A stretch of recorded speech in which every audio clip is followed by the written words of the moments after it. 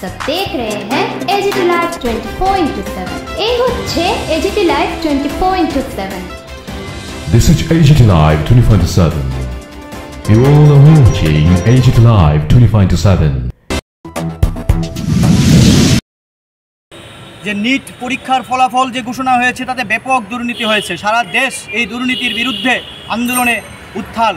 ছাত্র, শিক্ষক, অভিভাবক সহ সর্বস্তরের জনসাধারণ এই আন্দোলন সামিল হয়েছে এবং আমরা এআইডিএসুর পক্ষ থেকেও এই যে যারা এই নিট পরীক্ষাতে কেলেঙ্কারি হয়েছে আমরা তাদের দোষীদের দৃষ্টান্তমূলক শাস্তি চাই।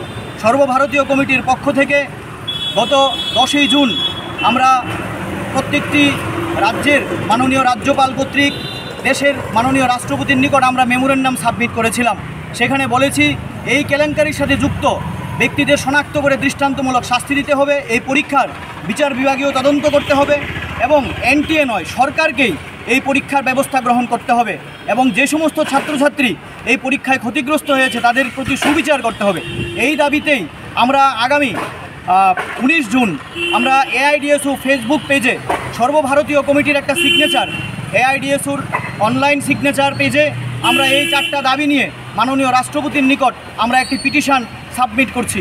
আমরা চাই আপনাদের দ্বারা এই সমস্ত রাজ্যের ছাত্র, শিক্ষক, অভিভাবকের কাছে আপনারা এই শিক্ষাকে বাঁচাতে লক্ষ লক্ষ ছেলে মেয়ের ভবিষ্যৎ আজকে অন্ধকার, তাদেরকে বাঁচাতে এই এআইডিএসুর ফেসবুক পেজে যে সিগনেচার পেপারটি আছে সেখানে লিঙ্ক আছে, সেই লিঙ্কে আপনারা সিগনেচার দিয়ে মাননীয় রাষ্ট্রপতির নিকট আপনারা এই বার্তাটি দিন যে সামনের দিনে এই সমস্ত কেলেঙ্কারি যেন না হয়।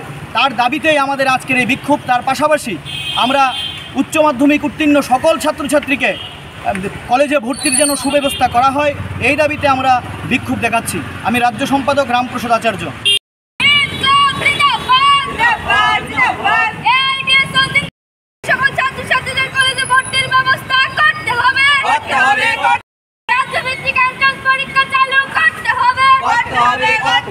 উচ্চ মাধ্যমিক